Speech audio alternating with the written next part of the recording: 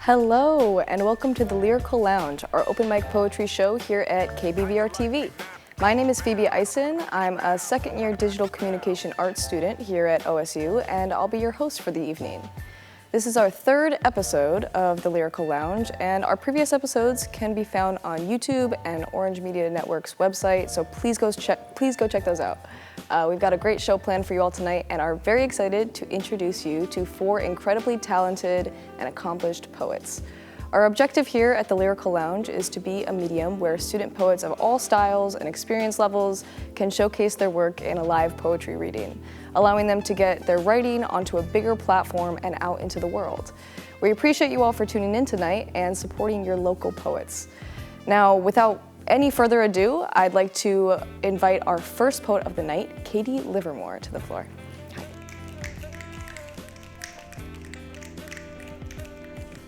Awesome, thank you, Phoebe.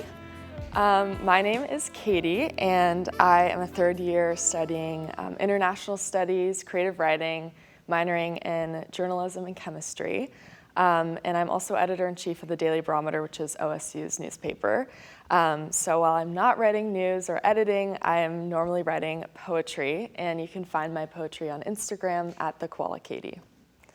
And I have prepared 3 poems to read tonight.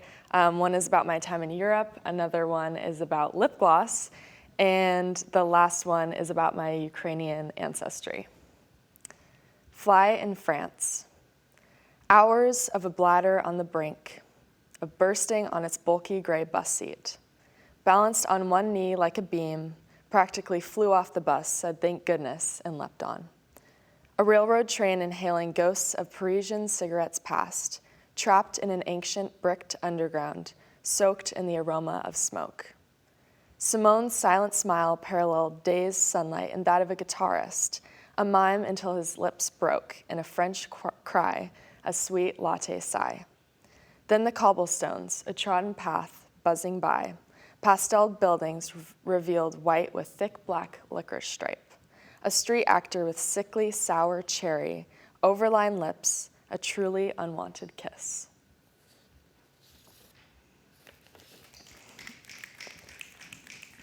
And this next one is titled Lip Gloss. Lip gloss sticks like gum to a tired twilight pout, only sees dim embers of a dying street lamp, glass chiseled by careful knives. Reapply its thick shine, chandelier lips, are candle wax to protect from his burn. But it's melted, chapped by his storm. Promises and puke, I tug at my sheets. Lip gloss is a post-it he'd never leave behind. It's tacky on white teeth, glued front slips past my tongue. Sits, settles through inner sighs. Only you spotted stained glass teeth of glutinous, glittery mess. It was not a smile, was a drugstore varnished veneer. Lip gloss is somewhere in the depths of an inked ocean, a backpack of forgotten plastic parts, unbarred, busted. Syrup sticks from your sweet lips, your amber glow from buttermilk, and stretching Bambi arms sun, and shimmer from steam, not the store.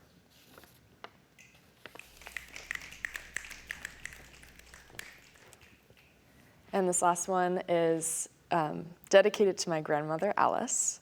This is called Not My Baba's Ukraine.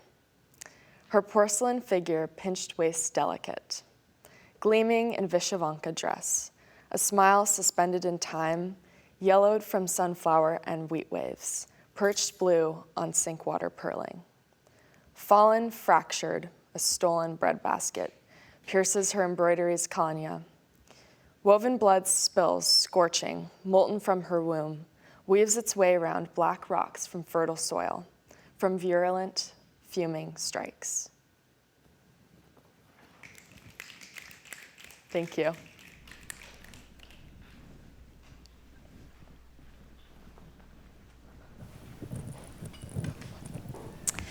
Thank you for sharing those wonderful pieces of poetry with us, Katie. Next up to share their work with us tonight is Ellie Ocell.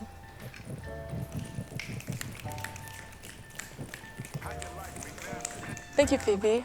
Hi, my name is Ellie. I am a poet and a musician, and if you've heard me play music, you might know me under the name The Sparrow. And tonight I'm going to be sharing two pieces of poetry with you that I've written recently in my life. This first poem is called The Gallows Are Upside Down. Exhales of smoke, smoldering lungs and sighs sputtering with gasoline, I hold you. Shoulders rolling forwards, forwards, forwards, propped up only by bone, shoulders their own beings, mindless and trudging, I hold you. Neck like rope twisting round and round, up and up, stretching so far windpipe bursts, throat chokes, tongue gags, I hold you. Eyes rolling, separate of each other and brain, void of rods and cones and cornea, seeing in executioners, gloved hands and axes, I hold you.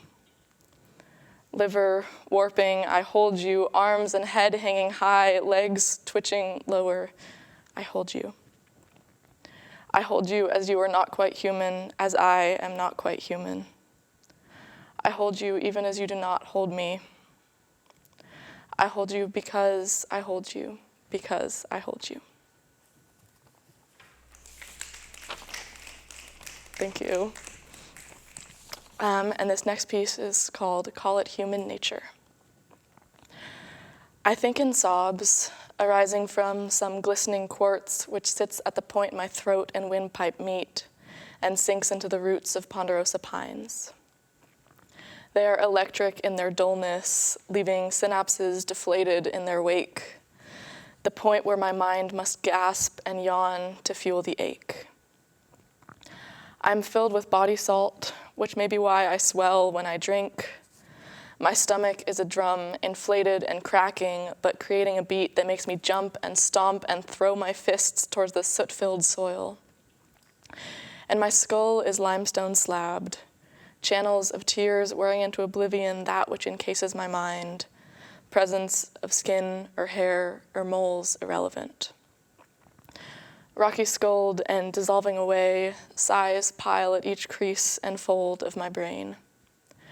I can knock my knuckles on a point between and above my eyebrows, thumping a different tone than my stomach drum or other lesser bones can even register, and tell myself, okay, maybe my eyes can't cry like my mind can, but at least I'm still made of something.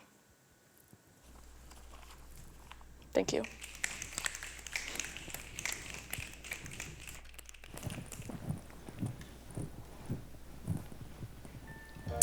Thank you so much for sharing, Ellie. Those were some great poems. Now I'd like to welcome our final poet of the night, Tuva Blom, to the floor.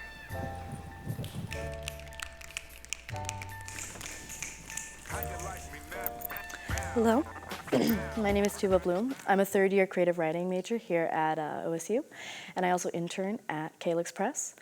The piece that I'm going to be reading to you is from a collection of poetry, prose, and short stories that I will be publishing hopefully next year, and it's entitled I'm Still Gunning for Heaven. It's primarily about my experiences in childhood. I was raised very religious, and it's sort of my interpretation of sin, and it's a lot about biblical allegory. So thank you very much for listening. I'm still gunning for heaven. It's been 80 years of prodigal sons and pearls and styes, of aching, rug-burned knees from 350 prostrations performed in the back of my father's temple. I've been consuming biblical allegory like my life depends on it.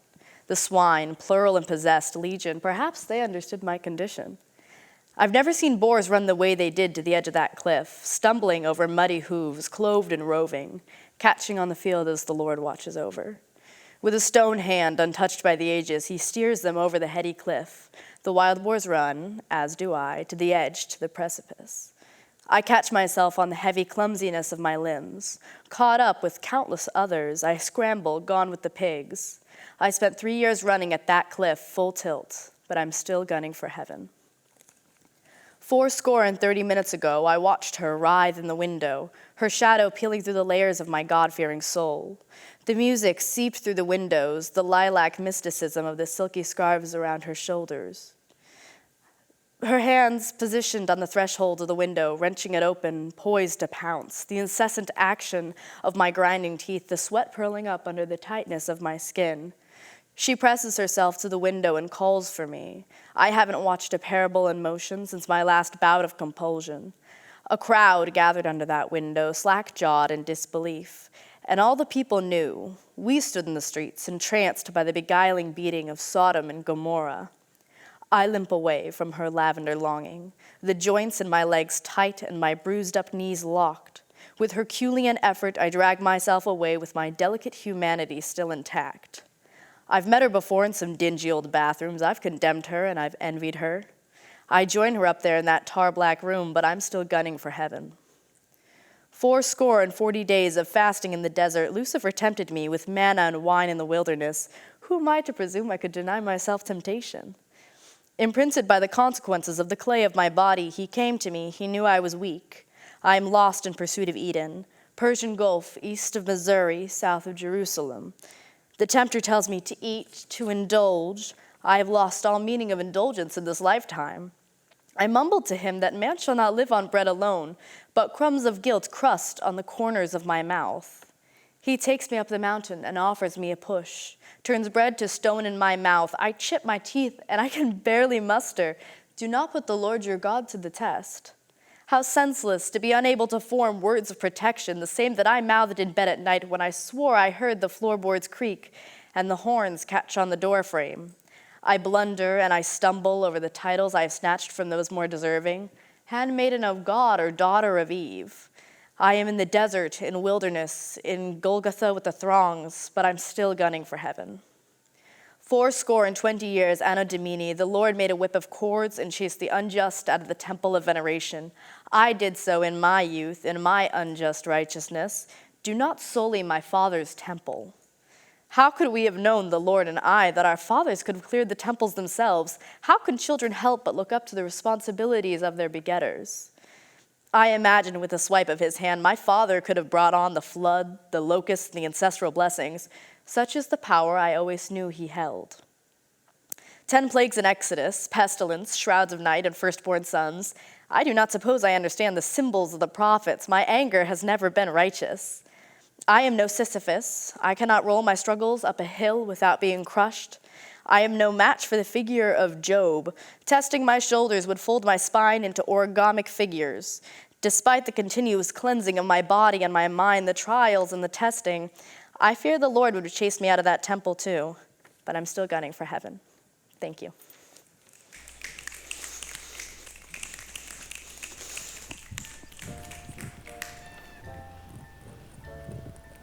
That was exceptional, Tuva. Thank you so much for sharing your work with us. And thank you to all the poets tonight. I think I speak for everyone here when I say it's been a wonderful experience to hear your poetry. As we were selecting our guest poets this term, we came across a unique poet, Ruby Swiericzuk, who combines their art and poetry, creating an interesting combination of aesthetics and emotion. We went and visited Ruby and talked with them about their artistic and poetic process. Here's what they had to say. My name is Ruby. I use they, them pronouns, and I've really been writing all of my life. I've got writers in my family, and at some point it just became something that I do every day. I like to journal, and one of my best friends who I met within the last few months has gotten me really into poetry. There's really never a greater purpose to my art. I just make things that I find visually intriguing, although my favorite art pieces I've made are the ones that make people uncomfortable. I don't really care if you like it, but I kind of want you to feel something when you look at it. And the same is true for my poetry. It's a very personal thing for me. A lot of what I allude to won't make sense to an outside observer, but sometimes it sort of just makes you think about it for a second. This was kind of a first for me with making a visual piece that goes along with poetry. The visual piece came first. I was at a friend's birthday party and I was making a piece of art and didn't really know where to go, and then suddenly there were words in my head, and I wanted to put them on the page. When you look to the sky, what do you see? Do you see the Creator? Do you see what the Creator has allowed you to see? Do you see the burning sun set fire to these old bones? Do you see these halos of light singing praise and welcome to the dawn of man, to the dawn of destruction? Do you see the caribou bending in deference to some caribou god? Do you see the blinded vixen standing guard o'er her lands, standing defiant to these waves of day, not clinging to the night, but basking in the light of the moon, tasting her sweet nectar before the coming heat boils away the water of the womb? We will drown in the blood of this covenant. We will run out of water before we run out of wine. But I will give you my blood, press my broken skin to your lips when you crawl to me bleary-eyed, filled with false remorse. And together we will pray to your false god. You cannot confront your faults and your crimes. You will say it was written in the stars, written in the sky. When you look to the sky, what do you see? Do you see the Creator? Do you see what the Creator has allowed you to see? And a lot of this is just influenced by things I've read before, written by others, or things that I've written myself. And it came together in a way that I'm very happy with and I wasn't expecting. Most of my pieces don't get finished, so it's cool that I have this very tangible piece of finished work.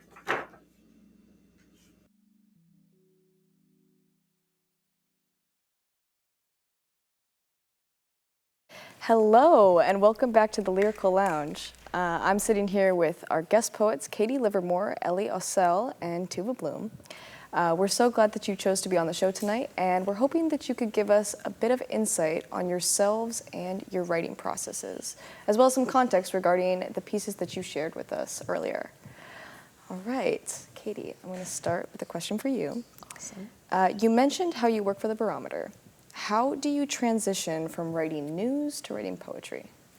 Yeah, well, I've been writing for the Barometer for a couple years now, and I mainly have been doing editing and writing news articles, which are very formulaic, and I love doing that, but I also like to have more of a creative outlet, especially like listening to other people tell their sides of stories and their views on certain topics.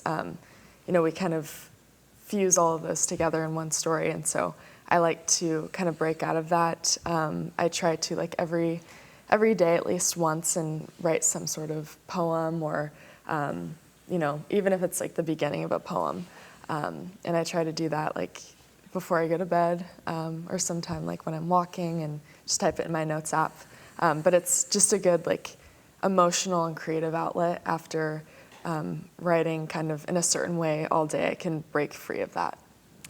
Perfect. That sounds like a great creative outlet and a great way to kind of get into the habit of writing and just putting those ideas down.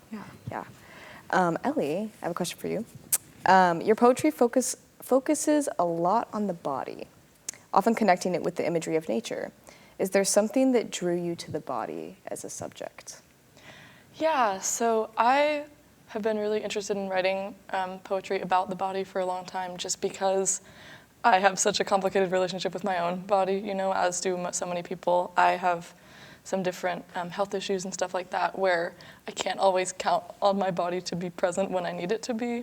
And so writing poetry about the physical self was a really great way of kind of trying to like reclaim that aspect of my body. And then for connecting it to nature, I just think a lot of the time we can forget that we are animals, we are nature, and I think it's really important to express that idea in the art we create so that we can slowly start to kind of distance ourselves from this like industrialized capitalist society.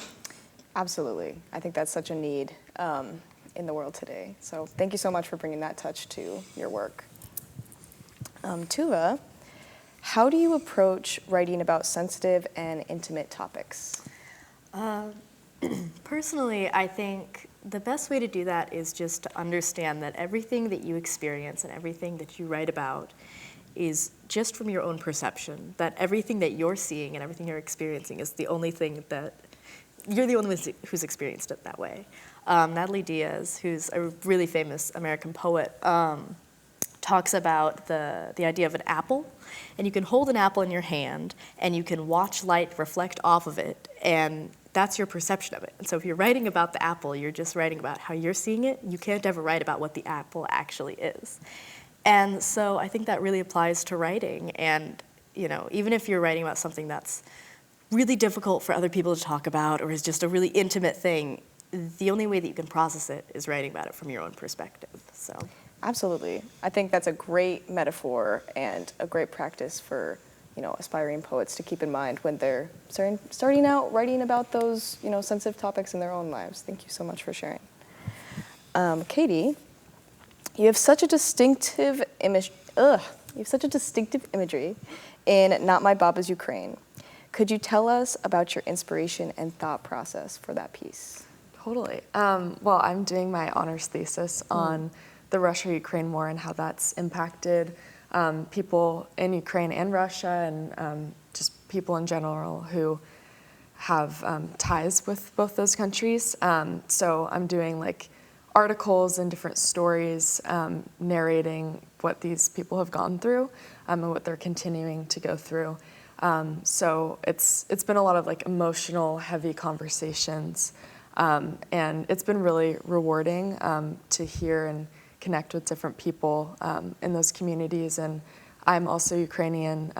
My grandma grew up on a Ukrainian-Canadian farm, so it's been fun to connect with other people who are from Ukraine and hear their stories and then draw from my experiences into poems. Yeah, absolutely. I think that, that inspiration and those influences definitely come out in your work. So thank you so much for sharing that with us. Ellie, The Gallows Are Upside Down utilizes a lot of repetition to emphasize certain lines. What brought you to this choice as a writer? Yeah, so for that poem, I was really trying to capture this kind of situation of desperation. And what happens to me when I'm in something that desperate is that my mind can only think one thing over and over and over again. And I just wanted to kind of get that idea across of being so encapsulated with this one thing that you're I can do this is a way I can help and contribute and do whatever, that anything else that's going on is kind of not present. So I was just kind of trying to capture that idea and being no matter what, I'm here, I'm holding you, I'm here, I'm going to do this. Even as everything else is just falling apart around me. Mm-hmm. I think you really get that sense of panic and also just emphasis with that repetition. That was really well done. Thank you so much. Tuva, you mentioned that I'm Still Gunning for Heaven is the title piece of an upcoming project. Can you give us some more details about that project? Of course. So it's a collection of poetry and prose and short stories that I'm working on right now. Hopefully it'll be finished next year, and I'm working on finding potential publishers for that. But yeah, there's sort of ongoing themes in it of obviously religion and biblical imagery and a lot with just childhood and growing up. The short stories in particular, I think, are interesting additions because they sort of pinpoint these lives of individuals. My roommate called them Americano filth, and I think that's a pretty good description of it because I like to sort of zero in on people's lives that are, not the average subject of a short story. And I like to call back to sort of Raymond Carver and George Saunders, these kind of short story writers that really got into the depths of humanity. And yeah, so keep your eyes out, coming out hopefully next year. Yes, mark your calendars, please. No, I think that humanness and, that American life is really apparent in your work, and I appreciate that so much. Thank you. Mm-hmm. Katie, is there anyone in your life that has helped you become the writer that you are today? Yes, there are quite a few. The first one was actually my great-grandma, and she was a poet, and she wrote a lot of her poems in Spanish, so that kind of got me into it and helped me understand how different languages can bring different words and messages to poems. And she was also a columnist at the Oregonian, I believe. And my parents have always supported my writing career a lot. I started out pre-vet, and learned that was not for me. So they encouraged me to go back to writing because they knew that made me really happy. And then lastly, my partner and I always write poems for each other, and we like to share those. And it's kind of like our way of writing love letters to each other, so him as well. That's beautiful. I'm so glad that you have people in your life to share your poetry with and to connect with over that. That's really special. Ellie, I have one more question for you. Okay. In your poem, Call It Human Nature, your final line, "At least I'm still made of something," is a very strong and resilient statement. What do you want readers to take away from this concluding sentiment? Yeah, so when I wrote that line initially, it was honestly just a reminder that I needed to be like, okay, regardless of it all, I physically exist. Like, I have a body, I am here, I can knock on my head and it exists. And regardless of how I'm able to express my emotions, regardless of how I react to whatever situations I am in, I physically exist, and that makes everything that I do be a human thing to do, right? And so when other people read that poem, I want them to kind of take a similar thing away of they are valid in whatever way they need to exist in this world, and their presence alone is enough. And yeah. Yeah, absolutely. I think that's a reminder that we all could use, in our daily lives.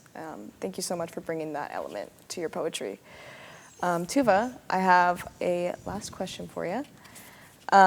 When did you start writing and why? I started writing when I was 10, so we're coming up on a decade now, give or take. And I always was a huge reader. My mother encouraged me a lot to read classics growing up, so I was always surrounded by books, and I always found so much inspiration in all these authors that were just dealing in humanity, and that sort of inspiration always really struck me. And at a very early age, I sort of realized that that was what I wanted to do with my life, that I knew the only way to make myself happy was to create that sort of life, Mm-hmm. And so I'm really thankful that I have the opportunity to do that here and to share that here because, it's the sort of thing that I've wanted to do forever. Yeah, absolutely. And thank you so much. Unfortunately, that's all the time that we have today. Thank you so much for your responses. It was so great to, hear a little bit more from you guys about your poetry and about yourselves and everything. I could sit here and talk poetry with you guys all day. We are going to wrap up for a break, or we're going to cut to a break, and then we are going to come back and share a little bit more information on how to get involved here with the Lyrical Lounge. Thank you all so much, and stay tuned for after the break. Is this thing even on? Hello everybody, this is DJ Trainwreck. The show is Derailed, the only show where a man blows a train whistle in your ears. Hi, this is DJ Rock Lobster, and you're listening to Happy Hour. This is DJ Dolomite, and you're listening to The Subduction Zone. Tune in to hear more at kbvrfm.orangemedianetwork.com or live on the air at 88.7. Hi, welcome back to the Lyrical Lounge. If you'd like to come on the show and share your poetry, then keep an eye out for our flyers and social media announcements relating to our fall term episode. Thanks again to Katie, Ellie, and Tuva for coming on as our guests tonight. We could not have done this without you. And thank you all so much for tuning in to our third episode of the Lyrical Lounge. I've been your host, Phoebe Ison. Until next time, thank you and have a lovely night.